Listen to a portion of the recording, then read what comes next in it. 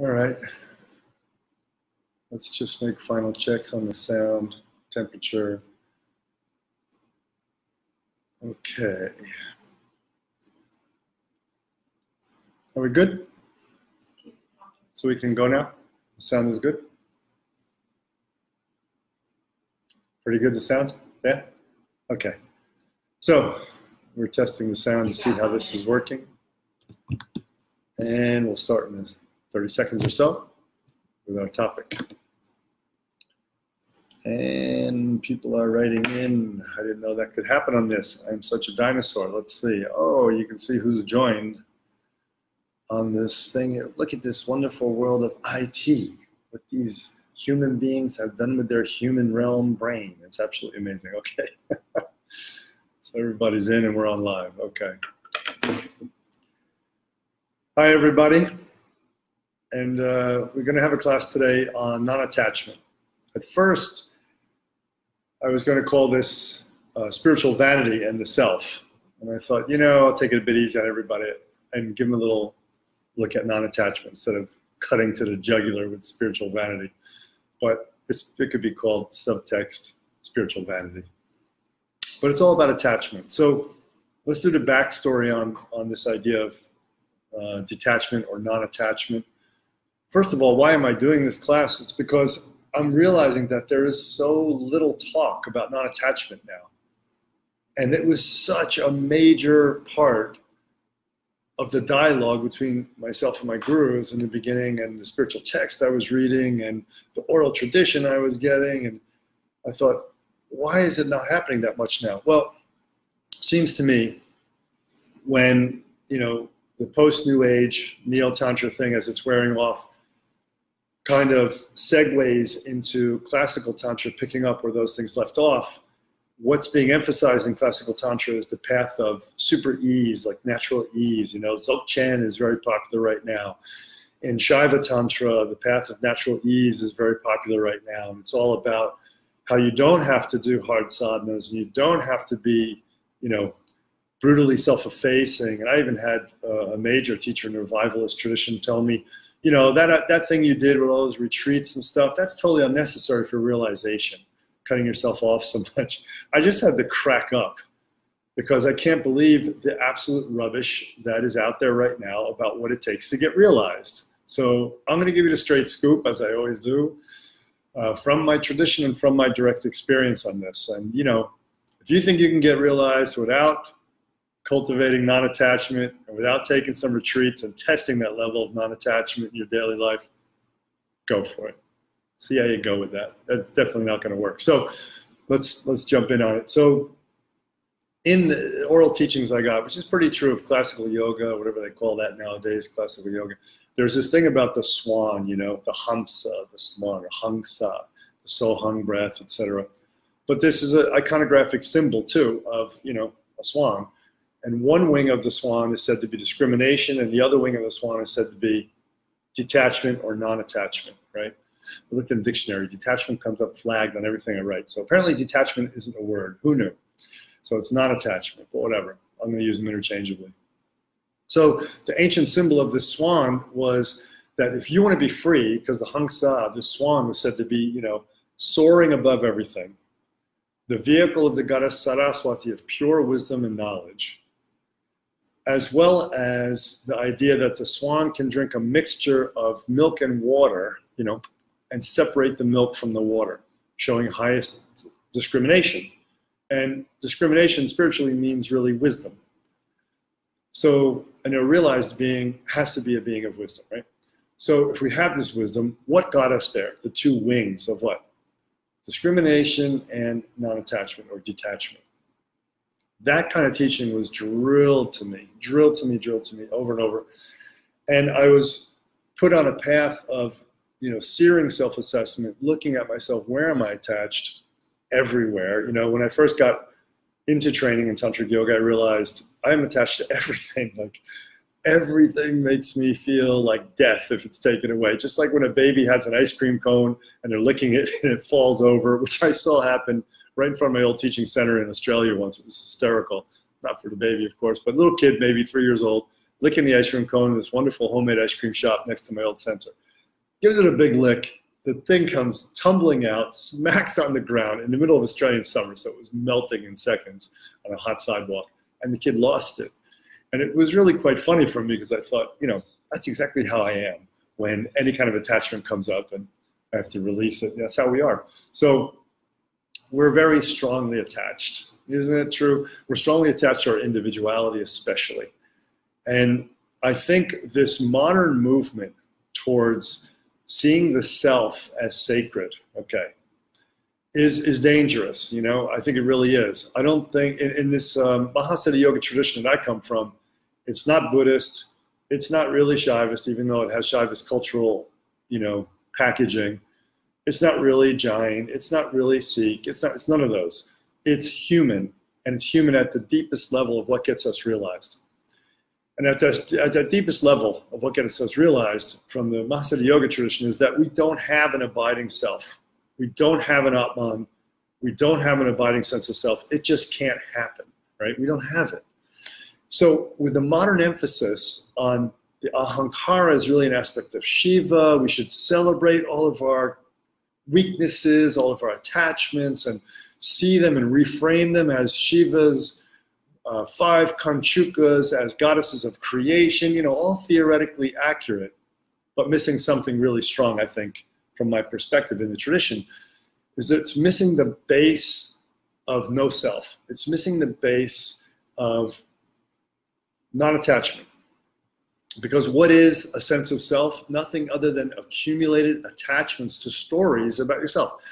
And I think we have to get back to understanding the 2 wings of the swan in a new way, I would say. I think what we really need today is non-attachment and devotion. That's how I'd really like to see it today. I think it's much more pragmatic than saying wisdom and compassion or discrimination and detachment. Because here we're saying these are something we need to do and be every moment. We need to be non-attached. We need to be cultivating this non-attachment. That makes it really pragmatic. Also, we need to be cultivating devotion. That's another whole story. We'll talk about that another time. I think the bedrock, though, of true spiritual realization is non-attachment. This could be the old Agori in me talking. This could be the old warrior martial artist in me talking, but I don't think so. I think it's the human in me, and the human that went through this process and still goes through the process of non-attachment constantly. It never ceases until stage 10. Yeah. We have to go through this all the time.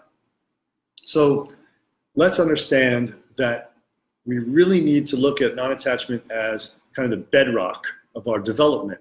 Now, does that make us in the Buddhist camp? Not really. I think we need to understand this.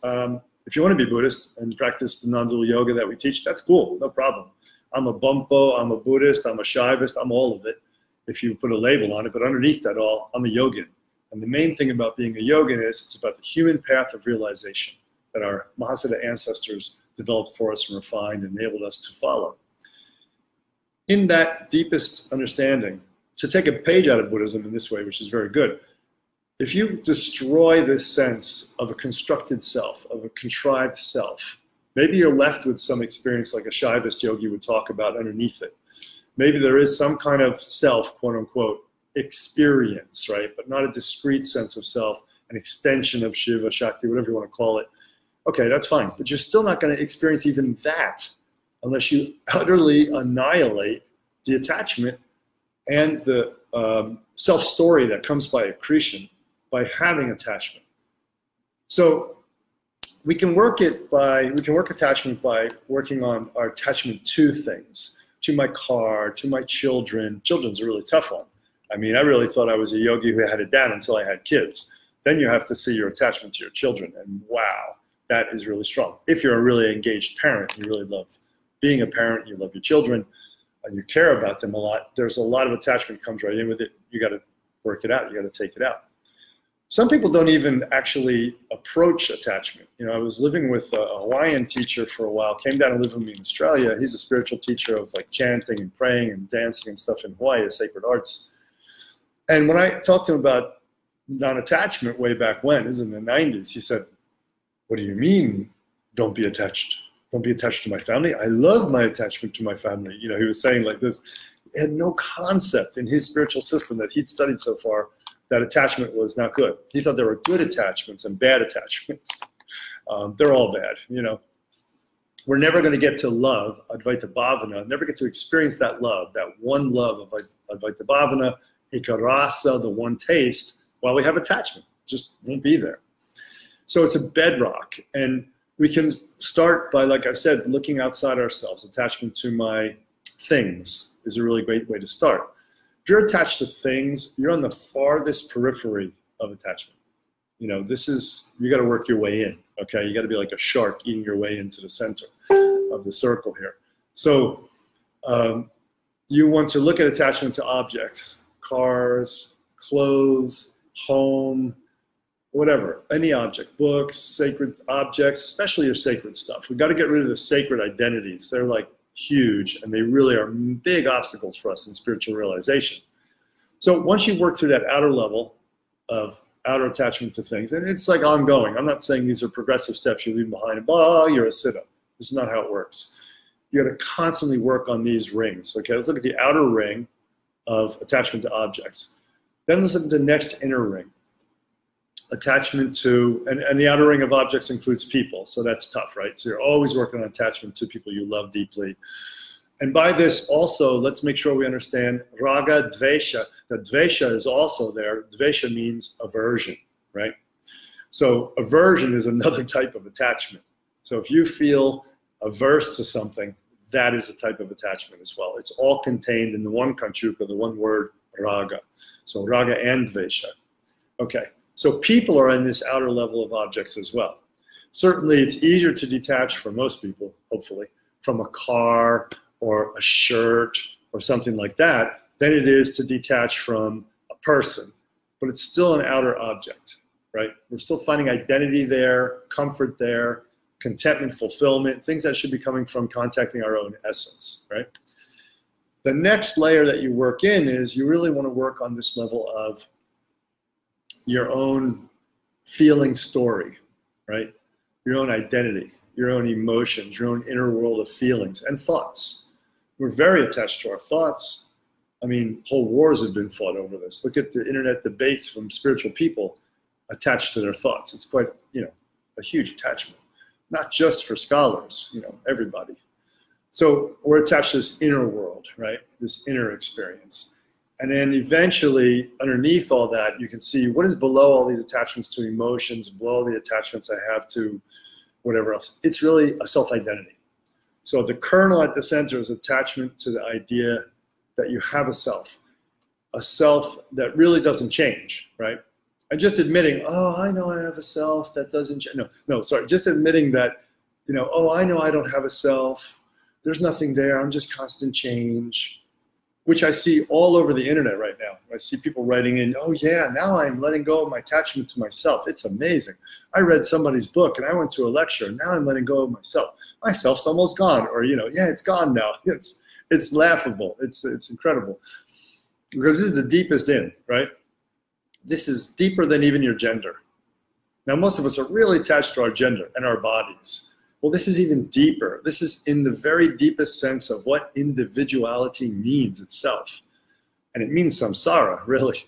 There's a way that we attach to this individuality that really causes our suffering, right? And this is really the key. This is really the anavamala, the root impurity or smallest impurity of our whole spiritual experience. To grab a word out of Shaivism, really grabs it quite well, you know. Anavamala, the root or smallest impurity, is this sense that I exist separate and independent from everything. Well, we know that that doesn't exist.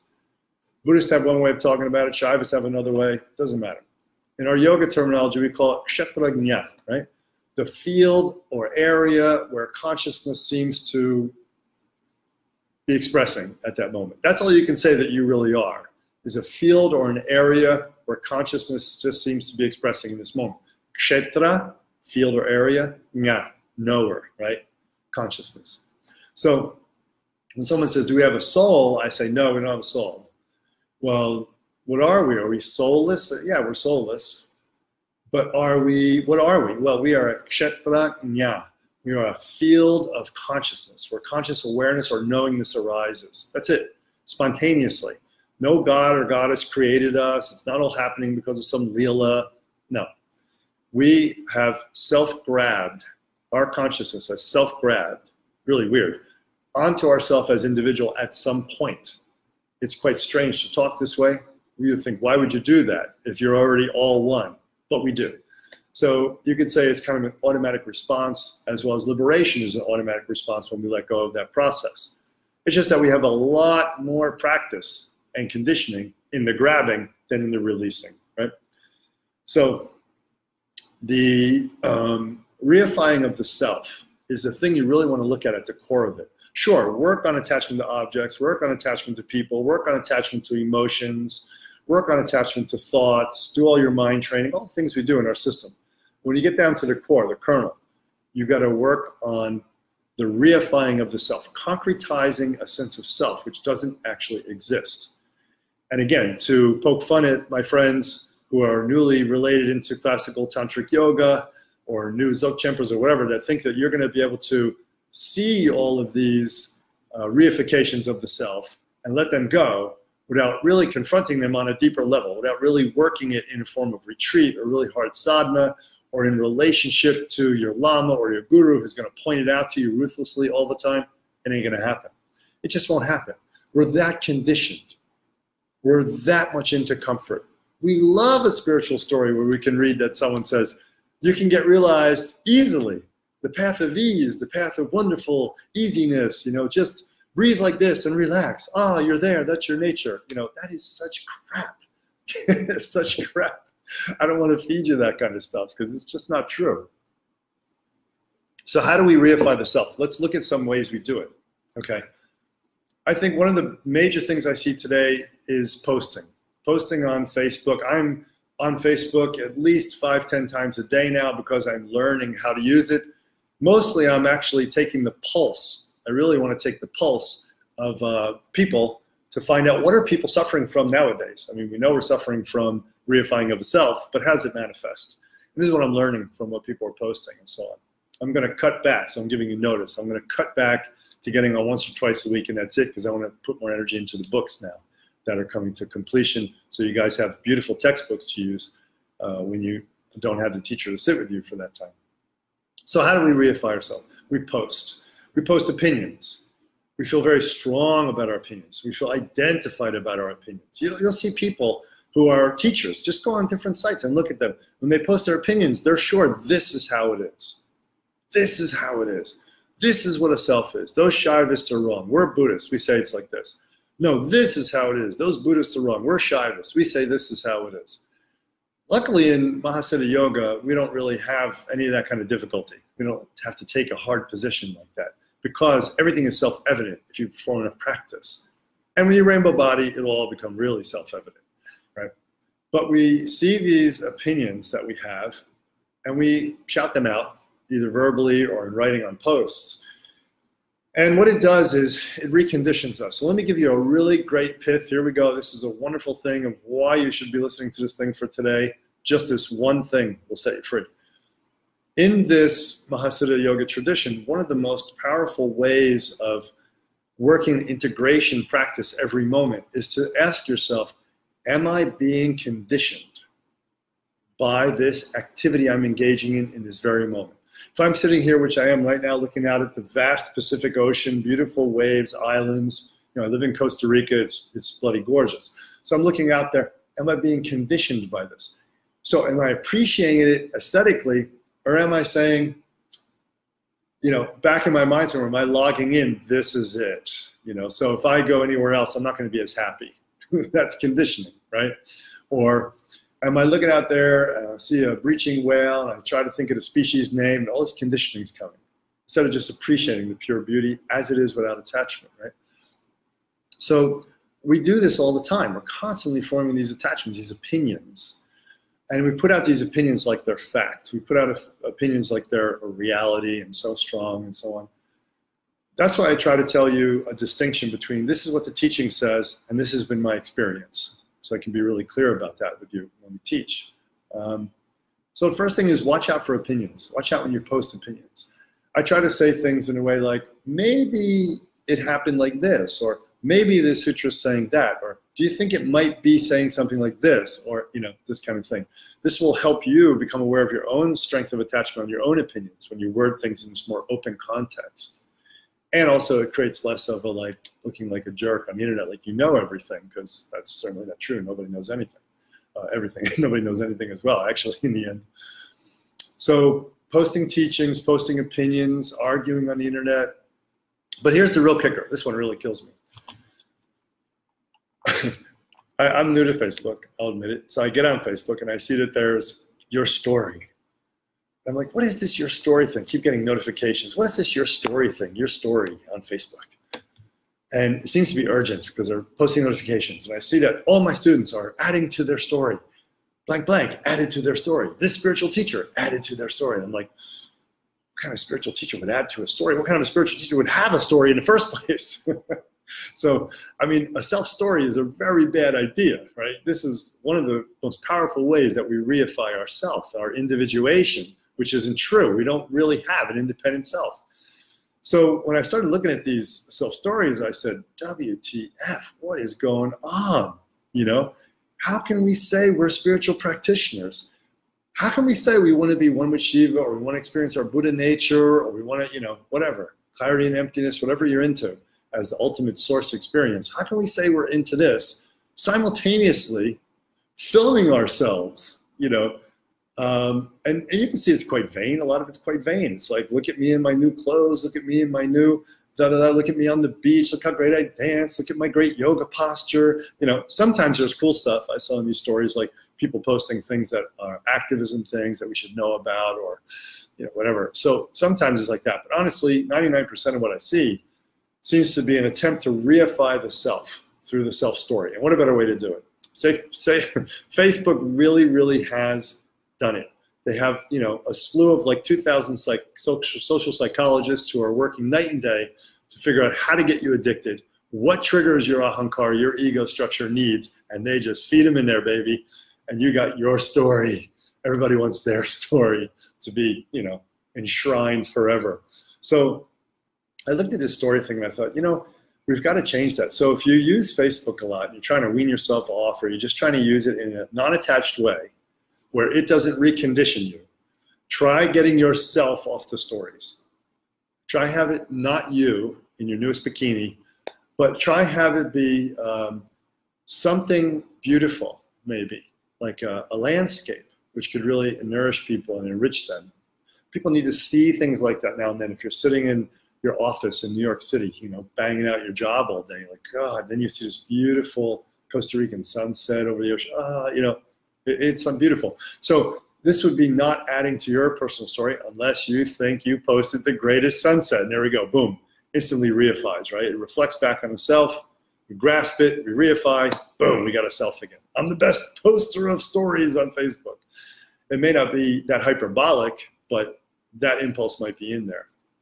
So you can work with your stories that way. You can start to get them onto other things. Maybe just a saying up there about how many people are homeless and what we can do about it, or something like that. So I would work that way with it too. This also extends then into how we reify the self and become much more attached through selfies. Just the whole phenomena of selfies. It's incredible. Yeah, I used to think it was all Asia, but no, now it's all in the Western Hemisphere as well. We got it too. And one of the things that I see a lot is the body image. The body image, the body image, the body image on the selfies. Maybe people don't realize how transparent the motive is when you see these selfies and your story. It's quite obvious how much is ego driven on this thing, how much is spiritual vanity.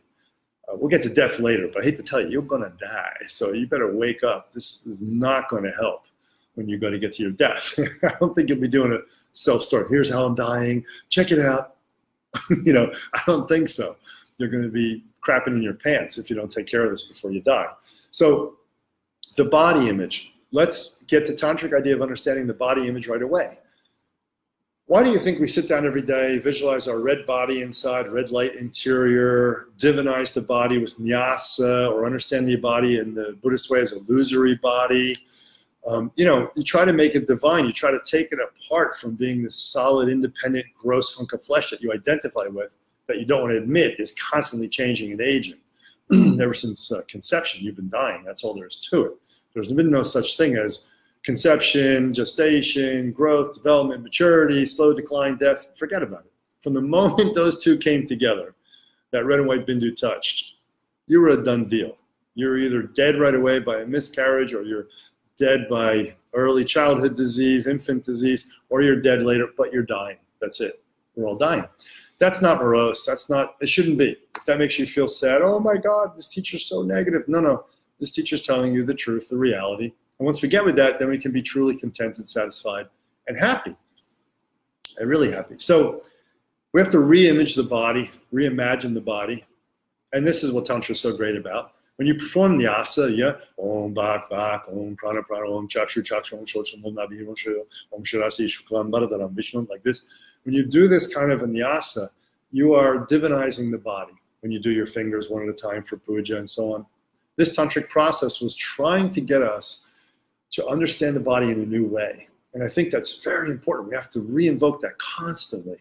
My wife and I open the mandala every morning at the, which way I gotta go? At the altar behind me. We open it every morning and invoke the experience of the body as a kshetra jna, as a field of consciousness or awareness arising without real form, actually nothing solid, is always changing, just a series of processes holding themselves together by my sense of individuality. Because when I let go of my sense of individuality, my Facebook friends, and everybody out there who writes all the time, I've let go of individuality now. Yeah, right. If you've let go of individuality 100%, you're either going to fall over dead or you're going to light body, have rainbow body or fall over dead, because that's the result of what happens when you let go of every last bit of individuality. Even a Mahasiddha of stage 12 has identity as Shakti incarnated, Shiva incarnated, or nature of mind expressing. There's some little bit of identity there that has a little bit of a seam between it and all that is, and that's why it's stage 10 out of 12.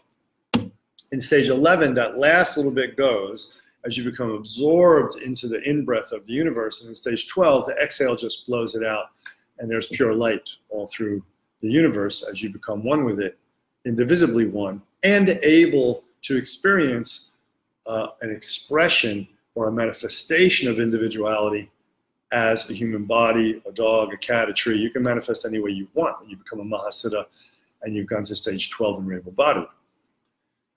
But on the way to that, what we want to do is constantly invoke this sense that our body is not just this hunk of flesh, not just a pus bag or a bodybuilder, body queen body. No.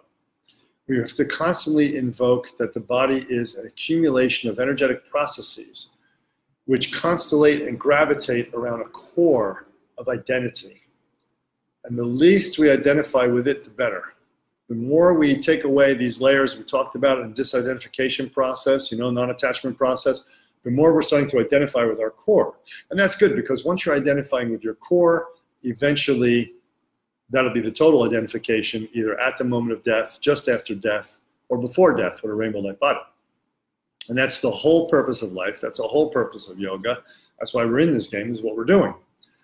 So we want to take away the way we see our bodies. The selfies always have something to do with this. The way we see our identity with our job or our friends. I mean, and there's people that take photos of their food all day.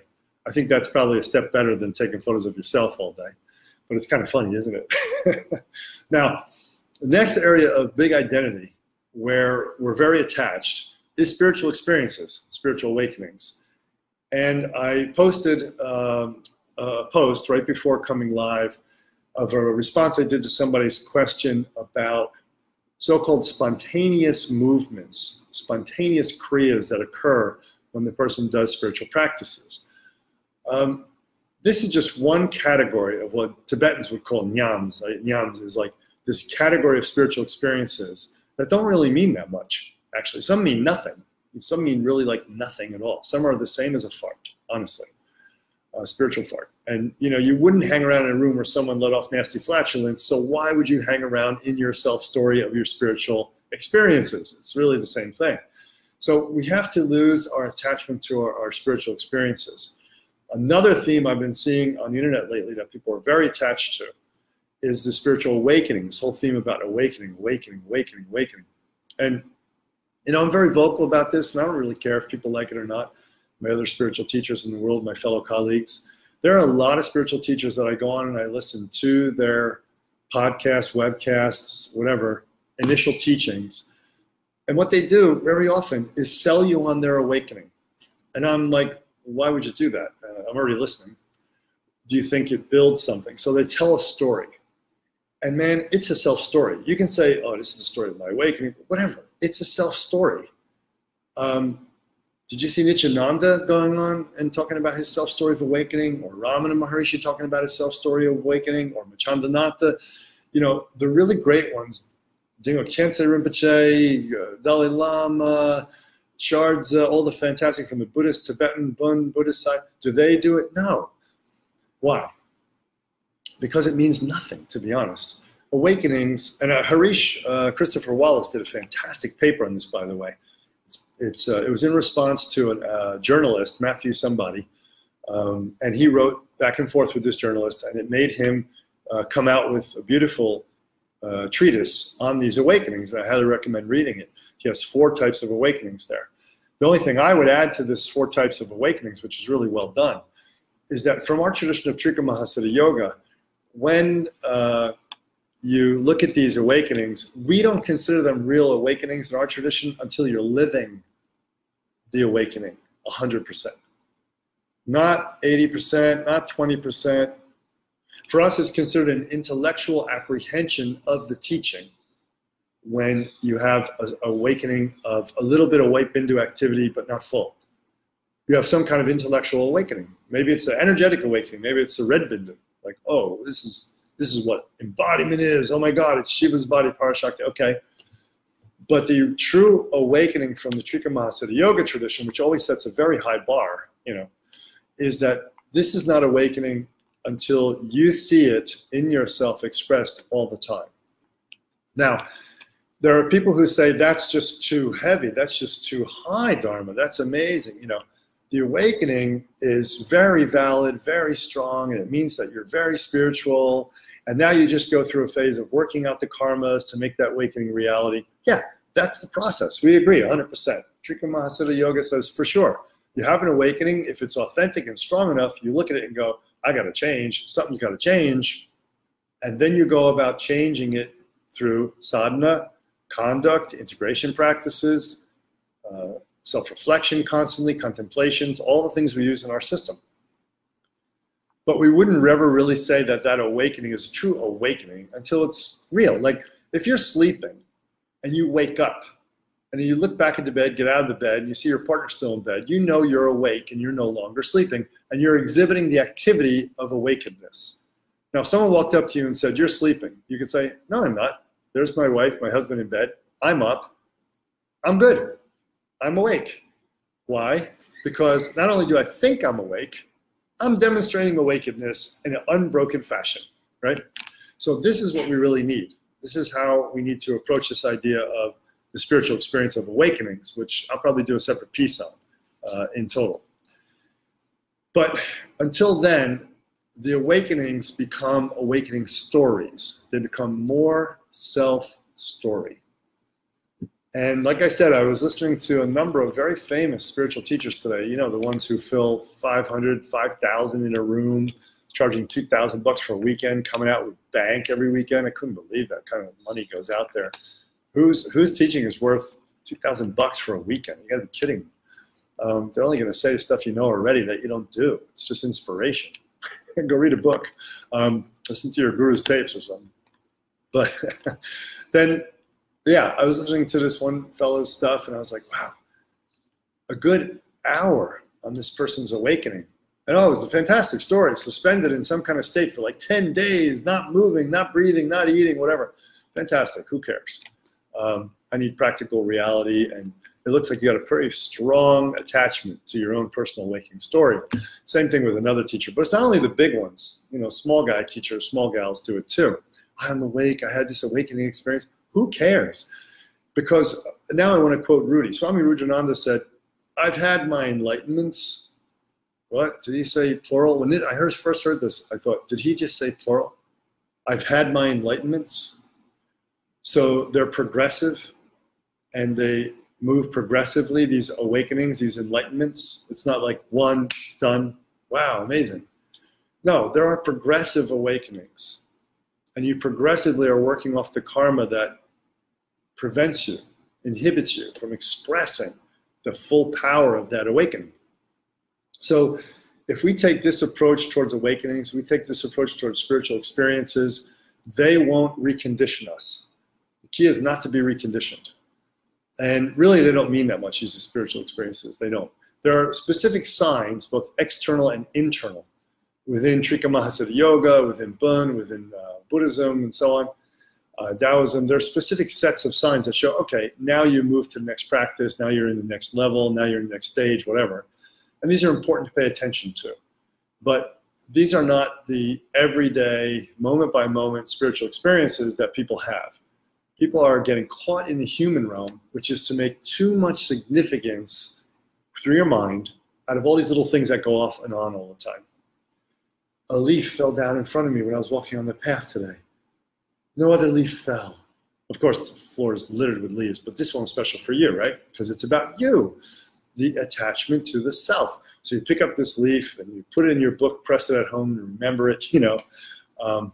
It's crazy. It's really crazy. So we reify the self through posting, through debating, through our own self-knowledge. We reify through selfies, through story, self-story accumulation. We reify through body image. We should try to divinize that or turn it into like just pure light display, channels, chakras, like we do in the morning when we open the mandala every day with our visualizations and our chanting, and so on. Another way that we reify is by being a teacher. This is what I've noticed too. Nobody wants to take a yoga training anymore, especially if you know that stuff already. It has to be the next level.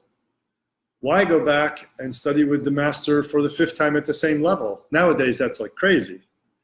When I was training, you know, first of all, when I was growing up, New Jersey, New York, there were no yoga teachers. There were no yoga studios. There was yoga on TV that I did starting when I was 7 with the manual I went and bought at the Walden's bookstore when I was a kid in the mall.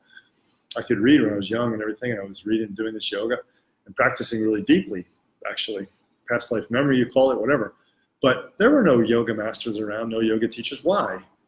Because A, it wasn't that popular yet, especially on the East Coast, but really it was because in the 50s, 60s, and 70s, beginning of the 80s, it kind of got ruined with Ashtanga in the 80s, but 50s, 60s, and 70s, reverence for the teacher of yoga was very high. It was like, you know, I didn't see yoga teachers who were less than 50 years old. No way. And they had been with a guru and studied a long time before modern postural yoga took off. In the 80s, you had Doug Swenson, the Swenson brothers, they came out and started bringing out Ashtanga and the Iyengar, and all that started getting bigger and bigger. And that was the whole modern postural yoga thing. And there, of course, because it's a physical attribute thing, it's about higher and higher physical attributes. How high can I go? Series 1, Series 2, Series 3. You know, it's not a spiritual attainment thing where our yoga goes from the more difficult, and as you get older or more experienced, even while you're younger. So I was young and able to do all the postures, but I went away from that into less and less posture because the point was to do the minimal amount of posture to work with channel chakra bindu to prana to open up the state. And that eventually those postures just become mudras. So you don't even need that many. Hatha Pradipika says the most important postures are 4 and they're all seated. Meditation postures. So that right there should be your big clue. So nowadays everybody wants to be a teacher, right? So it's either you want to learn another level or you want to be a teacher. I would go back over and over and over to my first real yoga master, Mahatma Saraswati in Australia, physical yoga master, not really getting it from TV and books anymore. But I would go back to him over and over and over. I lived with him at one point. Do the same class every single day. He's giving the same class. I don't care because I'm going deeper and deeper. It wasn't about going higher and higher into more physically difficult postures, which again was more about my ego. If I can do physical postures that are amazing. It's like those yoga Olympics that you see. How ridiculous are they? So now it's not just like I want to go back to the well over and over again with my yoga master. I actually want to get the next level. And on top of this, now it has to all be about teacher trainings. Nobody wants to just go and practice yoga and learn yoga. It's about being a yoga teacher. And you know that it used to be, you do like a year or two training to be a teacher. Then it was a month or two. Then it was a week or two. Now you get weekend teacher trainings. And you just have to go, really? Like, this is just amazing. This all comes from self. If you really want to be liberated, you recognize the depth of this teaching and know you can't be a teacher. It's more like, I want to be a teacher of yoga. It's not about, I want to get realized through yoga. It's about, I want to be a teacher of yoga. So TTs, teacher trainings, TTs, this is all you hear about now. When I'm in the back rooms of these big yoga spiritual organizations scheduling their TTs, the conversation's there all the time. Some new person is like, why don't we do just a yoga retreat where we all just go practice yoga and breathing together? No, TTs, man, you can charge more for it because you get certification. And everybody wants to be a teacher and get their piece of paper affirming that they are somebody.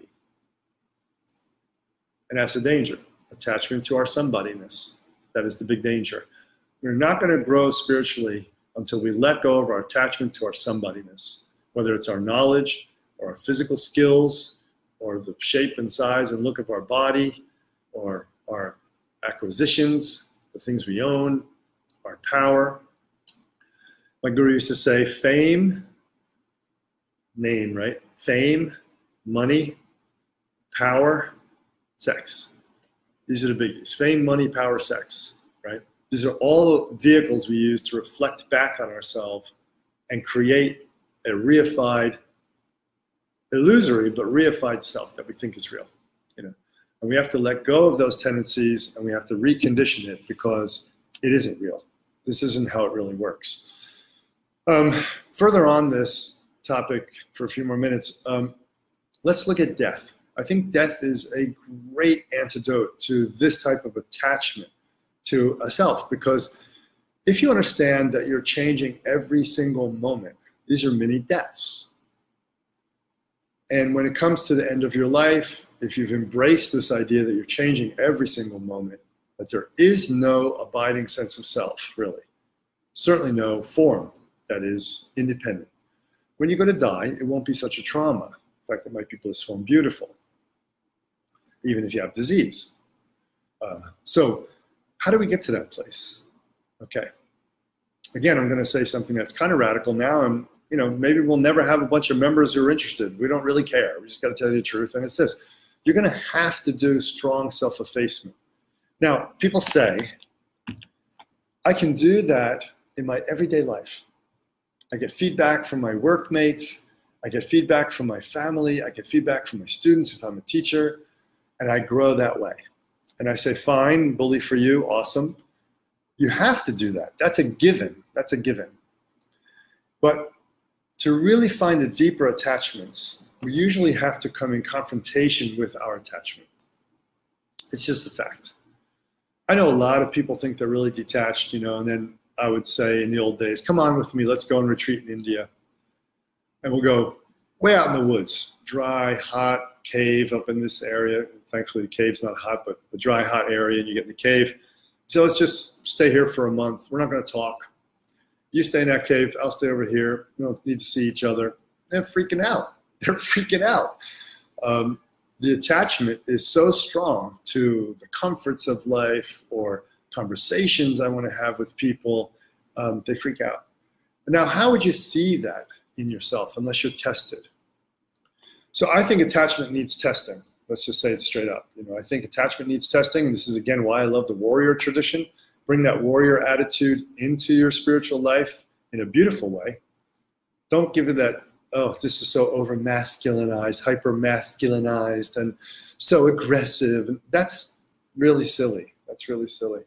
If I'm a woman, if I'm a man, if I'm gay, straight, nondescript, whatever, I have to get through attachment. That's it.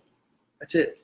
There's no way to make it feminized. There's no way to make it easier. It freaking hurts. That's all there is to it. I don't know why that's associated with being male or masculine, but that's ridiculous. So we have to cut ourselves off.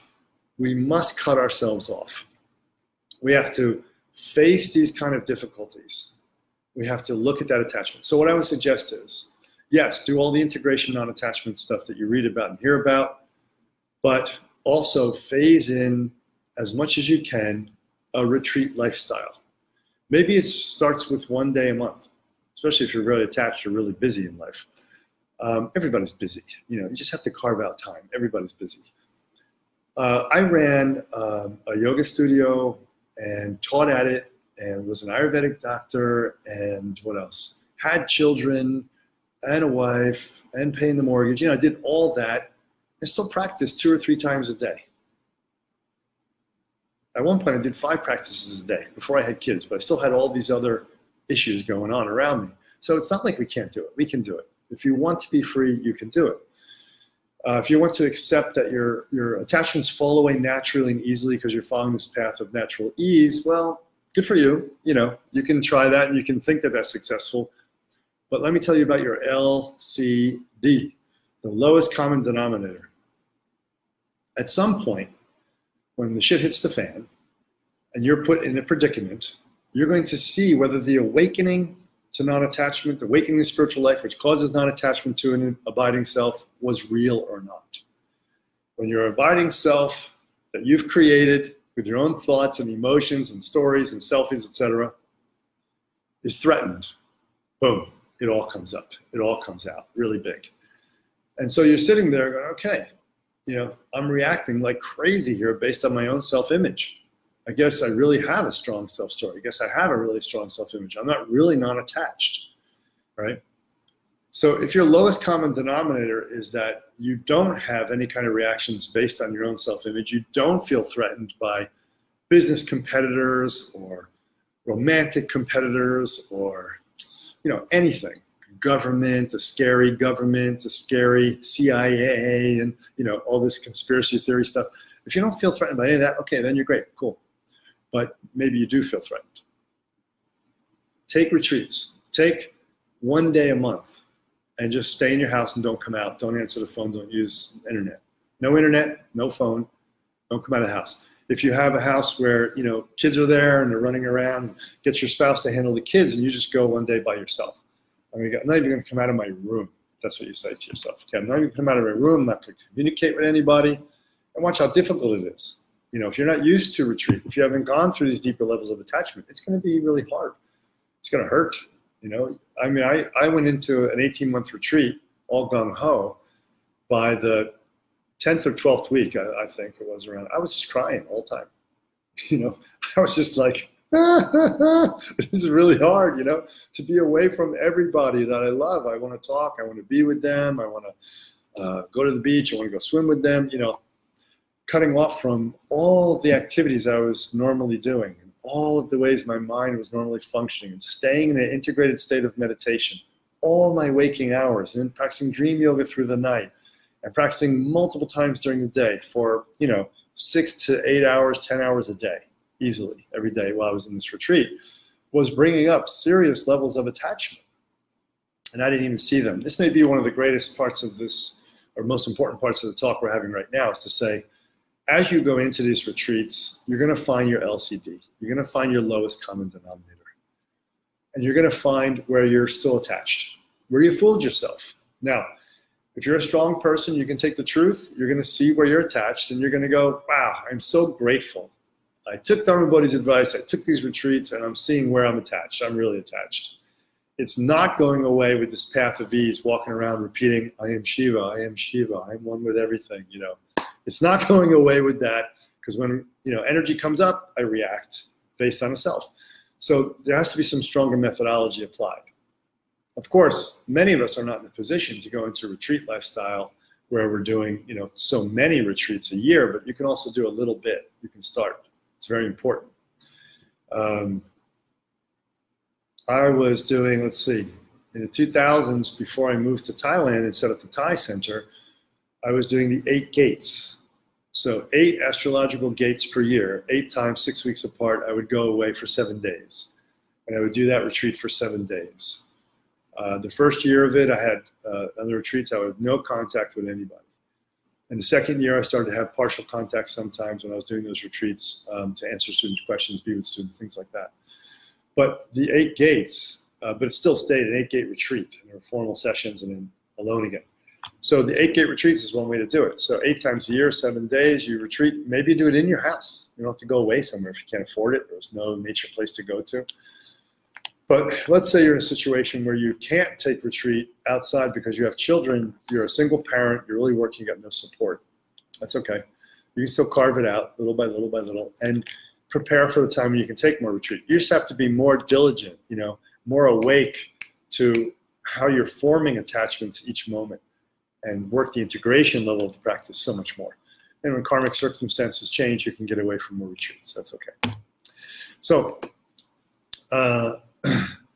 you want to develop that retreat kind of lifestyle to work with this non-attachment. Remember, non-attachment is powerful, and I want to say one more thing about it on this 1 to 12 stages, as we go from 1 to 12.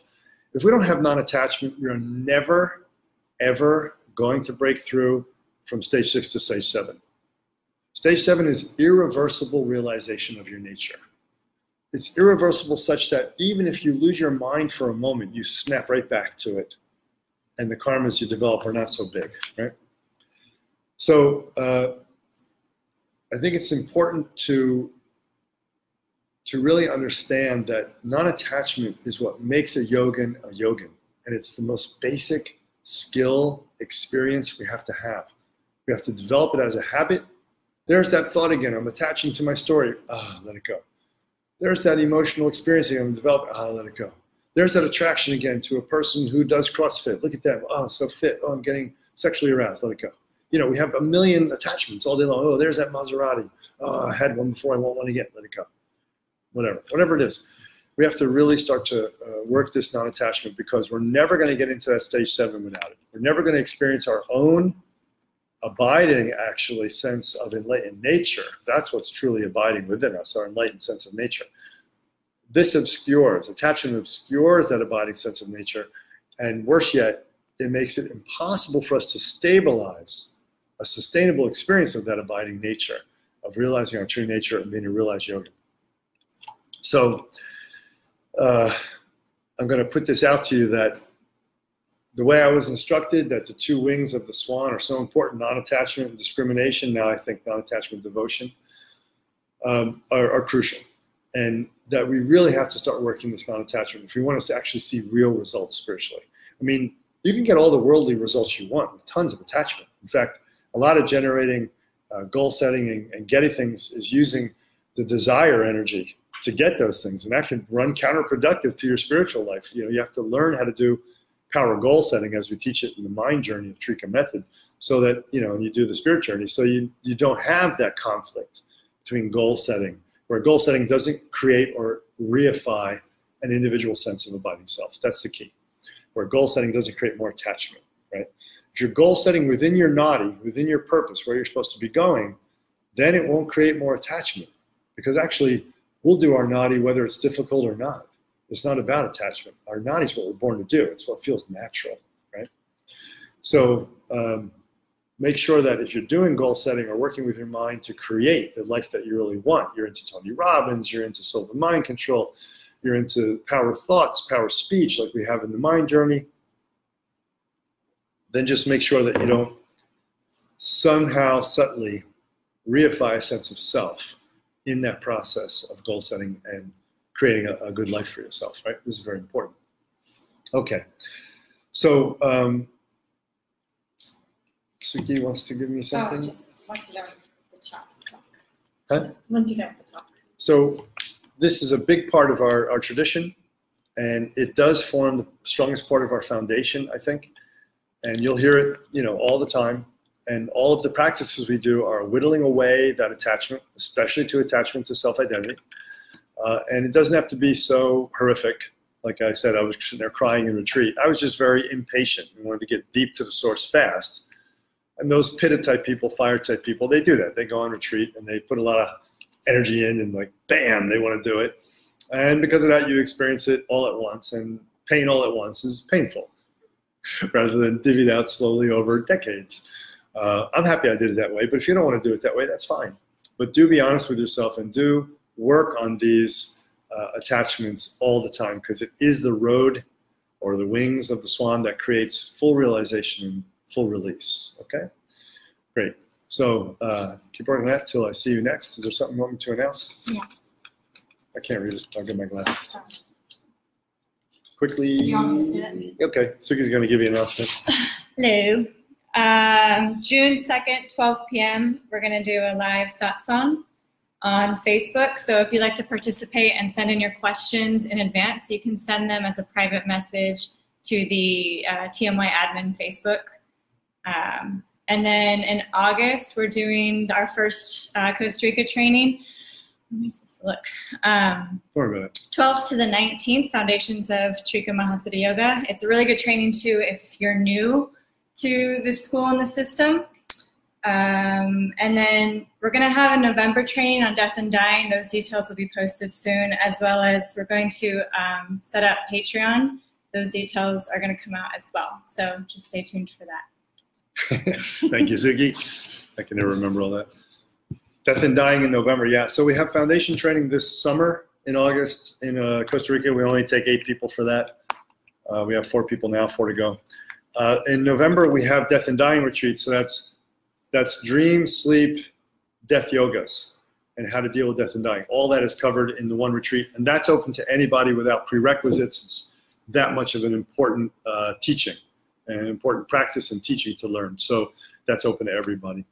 Anyway, we'll put out announcements about that in the future. That's in 2019 we're talking about. So until then, everybody go out and become non-attached to your best ability. It is the purpose of what we're doing here because it's going to lead directly to realization of your essence in a sustainable way.